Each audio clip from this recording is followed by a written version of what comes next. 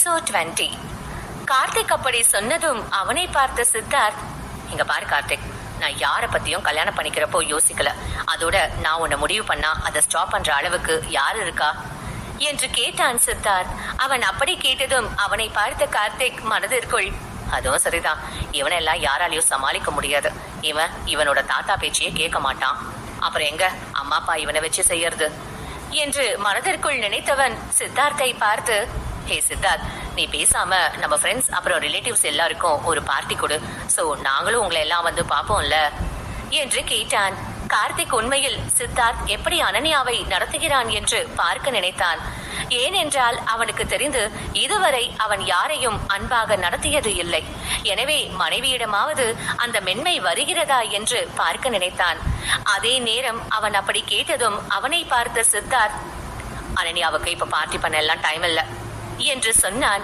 அதை கேட்ட கார்த்திக், அது சரி, கல்யாணமே இப்பதான் ஆகியிருக்கு, அதுக்குள்ள சித்தார்த் அந்த பொண்ணு என்ன பண்ணலாம் பண்ணக்கூடாதுன்னு ரூல்ஸ் போட ஸ்டார்ட் பண்ணிட்டான், வேற லெவல் என்று நினைத்து கொண்டான். அதே நேரம் அனன்யா இங்கே சித்தார்த் வீட்டை சுற்றி பார்த்தாள். தோட்டம் அது இது என சுற்றி பார்த்துவிட்டு வரும் பொழுது மதியமாகி இருந்தது. அனன்யா என்னதான் சித்தார்த் போன்ற ஒரு பணக்காரனை திருமணம் செய்து இருந்தாலும் அவள் சொந்த காலில் நிற்க நினைத்தாள். அதோடு குணசேகரனின் கொடுமையிலிருந்து தன்னால் முடிந்த அளவுக்கு விரைவாக தப்பிக்க நினைத்தாள். அதையெல்லாம் நினைத்தவள் கொஞ்ச நேரத்தில் கிளம்பி ஆபீஸ் சென்றாள். அவள் கம்பெனிக்கு வரும் பொழுது அங்கே எல்லாம் மிகவும் வித்தியாசமாக இருந்தது. அதை பார்த்த அனன்யா ரிசப்ஷனிஸ்டிடம் வந்து, என்னாச்சு, இங்க ஏன் எல்லாம் ரொம்ப வித்தியாசமா இருக்கு என்று கேட்டாள். அவளை பார்த்த ரிசப்ஷனிஸ்ட், இந்த மாதிரி நேரத்தில் ஒரு புது பெண் வேலைக்கு வந்திருக்கிறாளே என்று ஆச்சரியம் கொண்டாள். அவள் அனன்யாவை பார்த்து, இந்த கம்பெனி கொஞ்ச நாளா சரியா பெர்ஃபார்ம் பண்ணல, சோ நிறைய பேரை வேலையை விட்டு தூக்கிட்டாங்க என்று சொன்னாள். அதை கேட்ட அனன்யா குழம்பி போனாள். அவள் இன்றுதான் வேலைக்கு வந்திருந்தாள். ஆனால் கம்பெனி இருக்கும் நிலையில் அவளுக்கு இன்றே வேலை முடிந்துவிடும் போல இருந்தது. அதை நினைத்தவள் ரிசப்ஷனிஸ்டிடம் விடை பெற்று நேராக HR மேனேஜரிடம் சென்றாள். அவளை பார்த்த மேனேஜர் அமர சொன்னார், சார், இங்க என்ன நடக்குது? கம்பெனில இன்னைக்கு நிறைய பேரை வேலையை விட்டு தூக்கி இருக்காங்க. ஆனா நீங்க என்ன ஹயர் பண்ணிருக்கீங்க? இங்க நான் வேலை பார்க்க முடியுமா முடியாதா என்று கேட்டாள். அனன்யா அவள் தேவையில்லாமல் நேரத்தை வீண் செய்ய விரும்பவில்லை. அவளை பார்த்த HR மேனேஜர், இங்க பாருங்க மிஸ் அனன்யா, எனக்கு உங்க கேள்வி புரியுது, ஆனா என்னால உங்க கேள்விக்கு இப்ப தெளிவா பதில் சொல்ல முடியாது. இந்த கம்பெனிய ரீஸ்ட்ரக்சர் பண்றாங்க, அதனால இன்னும் 2 நாளைக்கு எதுவும் சொல்ல முடியாது. சோ நீங்க இன்னும் 2 நாள் கழிச்சு வாங்க, அப்ப நான் தெளிவா உங்களுக்கு இங்க வேலை இருக்கா இல்லையான்னு சொல்றேன் என்று சொன்னார். உண்மையில் அவருக்கும் தெரியும் அனன்யா போன்ற ஒரு பெண் இந்த வேலைக்கு மிகவும் பொருத்தமானவள் என்று. வேறு யாராலும் இந்த வேலையை அனன்யா போல செய்ய முடியாது. ஆனால் என்ன செய்ய, அவராலும் இப்பொழுதைக்கு மேலிடத்திலிருந்து தகவல் வராமல் எதையும் சொல்ல முடியவில்லை. அதை கேட்ட அனன்யாவும் டென்ஷன் ஆனவள் வேறு எதுவும் சொல்லாமல் அமைதியாக அந்த இடத்தை விட்டு கிளம்பினாள். அவளுக்கு மிகவும் கஷ்டமாக இருந்தது. மீண்டும் வீட்டிற்கு வந்தவள் அடுத்து ஒரு வேலை தேட வேண்டுமே, எல்லாவற்றையும் முதலிலிருந்து தொடங்க வேண்டுமே என்ற கவலையில் இருந்தாள். அதே நேரம் தன்னுடைய அம்மா மிகவும் கவலையாக இருப்பதை பார்த்த மித்ரன், அம்மா என்னாச்சு, நீங்க ஏன் ஒரு மாதிரி இருக்கீங்க? உங்களை யாராவது கஷ்டப்படுத்திட்டாங்களா என்று கேட்டான். அதை கேட்ட அனன்யா மித்ரனை பார்த்து புன்னகை செய்தவள் அவனை அணைத்து கொண்டாள். கொஞ்ச நேரம் அவனை அணைத்தபடி இருந்தவள் பிறகு விலகி, மித்து, அம்மாவுக்கு வேலை போயிடுச்சுடா, அம்மாக்கு இப்ப என்ன பண்றதுன்னே தெரியல என்று சொன்னாள். அதை கேட்ட மித்ரன், அம்மா இதுக்கு ஏன் ஃபீல் பண்ணுறீங்க? அதான் நமக்கு அப்பா இருக்காருல்ல, அவர் உங்களையும் என்னையும் நல்லா பார்த்துப்பாரு என்று சொன்னான் மித்ரன்.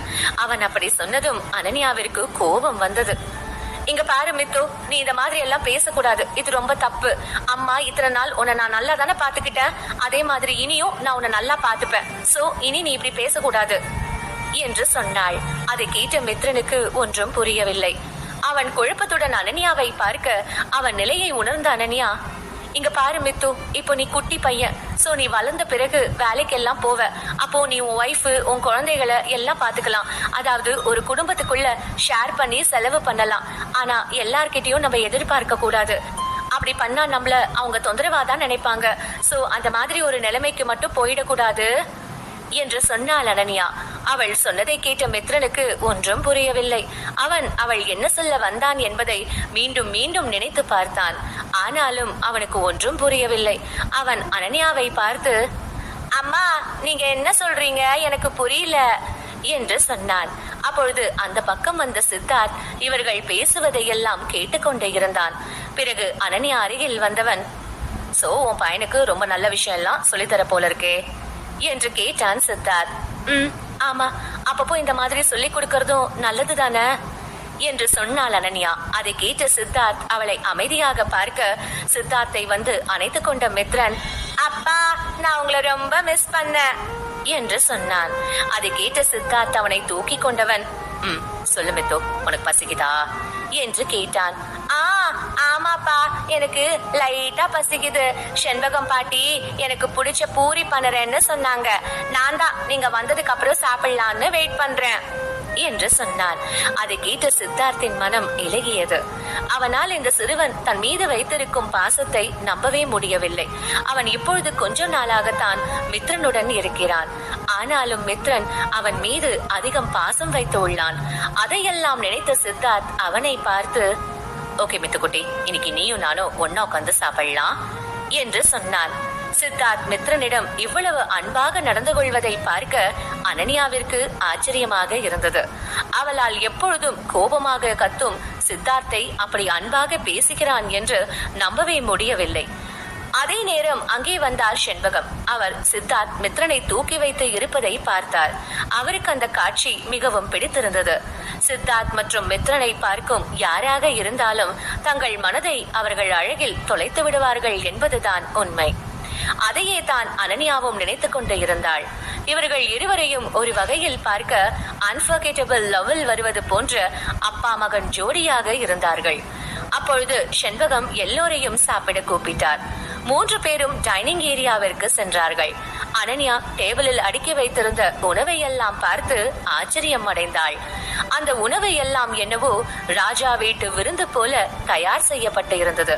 அதையெல்லாம் பார்த்த மித்ரன், வாவ் செண்பகம் பாட்டி, நீங்க கிரேட், எல்லாமே எனக்கு பிடிச்ச மாதிரி பண்ணிருக்கீங்க என்று சொன்னவன் உணவை சாப்பிட ஆரம்பித்தான். பாட்டி, நீங்க செஞ்சது எல்லாமே எனக்கு பிடிச்சிருக்கு. இந்த மாதிரி டேஸ்டா நீங்க தந்தா நான் டெய்லி நிறைய சாப்பிடுவேன் என்று சொன்னான். அதை கேட்ட செண்பகம், நீ நிறைய சாப்பிட்டாதான் எனக்கு ரொம்ப சந்தோஷம், நல்லா சாப்பிடு என்று சொன்னார். அதை கேட்ட சித்தார்த், செண்பகம்மா, ஏன் நீங்க நிக்கிறீங்க, வந்து உட்காருங்க, சாப்பிடலாம் என்று சொன்னான் சித்தார்த். சித்தார்த்தை பொறுத்தவரை செண்பகம் அவனுக்கு இன்னொரு அம்மாதான். அதனால் அவன் எப்பொழுதும் அவரை ஒரு வேலைக்காரர் மாதிரி நடத்த மாட்டான். அனன்யா வருவதற்கு முன்பு சித்தார்த் இந்த வீட்டில் சாப்பிடும் பொழுது எல்லாம் செண்பகமுடன் தான் சாப்பிடுவான். செண்பகத்திற்கு சித்தார்த்துடன் அமர்ந்து சாப்பிடுவது எல்லாம் பெரிய விஷயம் இல்லை. ஆனால் இப்பொழுது மனைவி என்று அனன்யா வந்திருக்கிறாள். அவளுக்கு இதெல்லாம் பிடிக்குமோ பிடிக்காதோ என்ற அச்சம் இருந்தது. அதனால் அவர் சற்று தயங்கினார். அவர் முகத்தை வைத்தே அனன்யா அவரின் தயக்கத்தை புரிந்து கொண்டவள், செண்பகம்மா, நீங்க எங்களுக்கு நிறைய சமைச்சிட்டீங்க, வாங்க எல்லாம் சேர்ந்து சாப்பிடுவோம், அப்பதான் இதுல ஒரு பங்காவது காலியாகும், வாங்க என்று சொன்னாள் அனன்யா.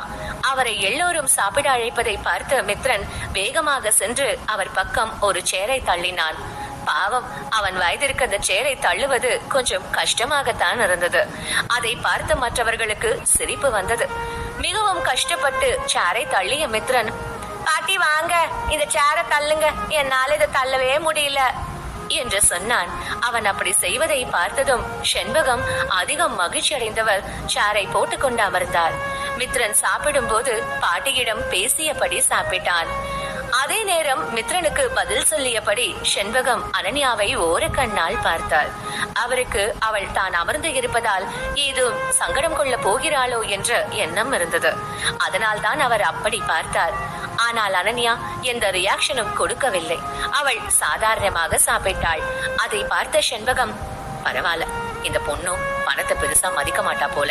சில பொண்ணுங்க எல்லாம் என்ன மாதிரி சாதாரண ஆட்கள் கூட உட்காந்து சாப்பிடறத கொஞ்சம் கூட விரும்ப மாட்டாங்க. ஆனா இந்த பொண்ணு அப்படி இல்ல, இவ ரொம்ப நல்லவளா இருக்கா என்று மனதிற்குள் நினைத்து கொண்டார். அவர் அப்படியே சித்தார்த்தை பெருமையாக பார்த்தார். அவர் பார்வையே சித்தார்த்திடம், சரியான பொண்ணதான் தேர்வு செஞ்சிருக்க, என்று சொல்லாமல் சொல்வது போல இருந்தது. அதை பார்த்த சித்தார்த்திற்கும் சற்று நிம்மதியாக இருந்தது. அவன் அனன்யாவை திருமணம் செய்ததன் மூலம் பல பிரச்சனைகளில் இருந்து வெளிவந்ததாக உணர்ந்தான். இப்படியாக அனைவரும் சந்தோஷமாக சாப்பிட்டு முடித்தார்கள். மித்ரன் அனன்யாவுடன் இருந்தான். அவன் வழக்கம் போல தன்னுடைய பொம்மையை வைத்து விளையாடி கொண்டிருந்தான். அனன்யா தன்னுடைய வேலை இப்படி ஊசலாடுவதை நினைத்தவள் அடுத்த வேலையை தேட தொடங்க வேண்டும் என்று உறுதி கொண்டாள். அனன்யா ஹாலில் அமர்ந்து லேப்டாப்பில் வேலை செய்து கொண்டிருந்தாள். அவளுக்கு சித்தார்த்தை நம்பி தன்னுடைய நாட்களை கழிக்க விருப்பம் இல்லை. அவள் இதற்கு முன்பு தனியாக இருந்த போதும் மித்ரனை நன்றாக பார்த்து கொண்டாள். எனவே அவளால் எப்பொழுதும் மித்ரனை நன்றாக பார்த்து கொள்ள முடியும் என்ற நம்பிக்கை வந்தது. அவள் பாட்டிற்கு வேலை தேடிக்கொண்டே இருக்க அந்த பக்கம் வந்த சித்தார்த் இதை பார்த்துவிட்டு அனன்யா அருகில் வந்தான். ஏய், என்ன பண்ணிட்டு இருக்க நீ என்று கேட்டான் சித்தார்த். அவன் குரல் கேட்டு சற்று அதிர்ந்தவள் அவனை அமைதியாக பார்த்தாள். நான் உன்னதான் கேக்குறேன், நீ என்ன பண்ணிட்டு இருக்க என்று கேட்டான் சித்தார்த். அது எனக்கு ஒரு வேலை கிடைச்சிச்சு, ஆனா அது இப்ப என்னை விட்டு போயிடும் போல. அந்த கம்பெனிய ரீஸ்ட்ரக்சர் பண்றாங்களாம். சோ நிறைய பேரை வேலையை விட்டு தூக்குறாங்க.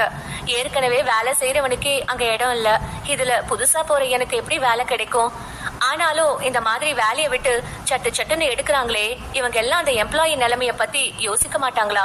வேலை செய்யறவங்க ஒழுங்கா வேலை செய்யலன்னு கம்பெனியை விட்டு தூக்குறாங்க, ஓகே. ஆனா இவங்களும் தானே கம்பெனியை ஒழுங்கா கவனிக்காம இருக்காங்க. அதனால தானே கம்பெனி லாஸ் ஆகுது. அப்போ நான் முதலாளி இல்லப்பா, இந்த கம்பெனிக்குன்னு எழுதி வச்சுட்டு போவாங்களா? ஆனா ஒன்னு சொல்றேன், அந்த கம்பெனி ஓனர் என்ன மாதிரி ஒரு டேலண்டா இருக்கிற பொண்ணை எங்க தேடினாலும் கண்டுபிடிக்க முடியாது. இப்படி நல்லா வேலை செய்யறவங்கள வேலை செய்ய விடாம பண்ண கம்பெனி நாசமாதான் போகும். ஆனாலும் அந்த ஓனருக்கு இதெல்லாம் வேணும் தான் என்று சொன்னாள் அனன்யா. அதை கேட்ட சித்தார்த் அவளை ஆச்சரியமாக பார்த்தான்.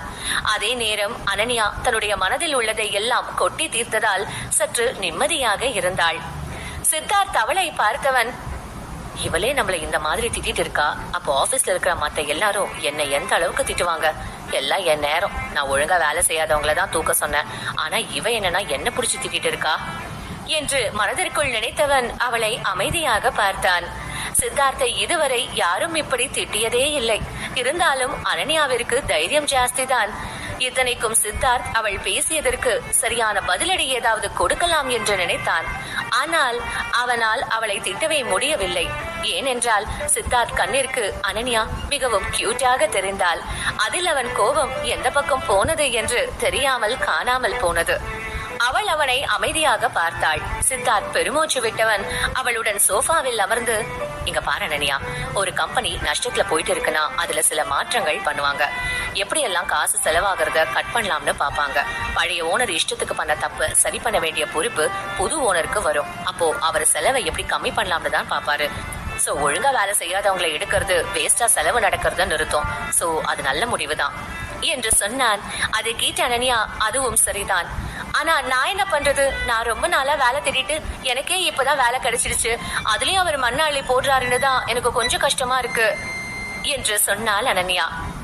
அதெல்லாம் இருக்கதான் செய்யும் என்று சொன்னான் சித்தார்த். அவனை பார்த்த அனன்யா வேலை தேடிய அன்று அதோடு அந்த கம்பெனி பற்றி கேட்ட விஷயங்களை வைத்து கோல்டன் கம்பெனி முதலாளி பற்றி தவறாக நினைத்து இருந்தாள். உங்களுக்கு தெரியுமா, அந்த ஸ்டார் கம்பெனி ஓனர் அந்த கம்பெனி மாடல் கூட சேர்ந்து தப்பெல்லாம் பண்ணுவாராம். இவர் இந்த மாதிரி பண்ணிட்டு இருந்தா கம்பெனி எதுக்கு உருப்பிடும்?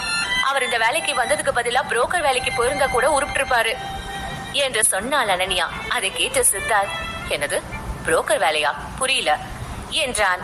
அட அதாங்க, ரெட் லைட் ஏரியால பண்ணுவாங்கல்ல, அததான் சொன்னேன். அந்த வேலை தான் அந்த கம்பெனி ஓனருக்கு கரெக்டா இருக்கும் என்று சொன்னாள் அனன்யா. அதை கேட்ட சித்தார்த் அவளை முறைத்து பார்த்தான். அதை பார்த்த அனன்யா, ஆத்தி இவர் என்ன இப்படி முறைக்கிறாரு? இவருக்கு எப்போ கோபம் வரும், எப்போ சந்தோஷம் வரும் எதுவுமே தெரியலையே. விட்டா கடிச்சிட்டு வரு போல. அனன்யா எஸ்கேப் ஆகிடு என்று மனதிற்குள் நினைத்தவள் அங்கிருந்து ஓடி போனாள்.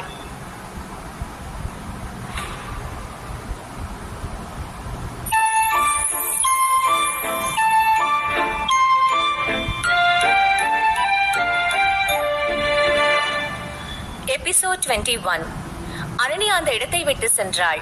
அதே நேரம் இங்கே ஒரு பங்களாவில் விலை உயர்ந்த கண்ணாடி பொருட்கள் எல்லாம் உடைந்து சிதறிக்கொண்டு இருந்தது. அது விஷாலின் வீடுதான். அவன் சித்தார்த் மீதிருந்த கோபத்தில் அவ்வாறு செய்து கொண்டு இருந்தான். அப்பொழுது அங்கே வந்த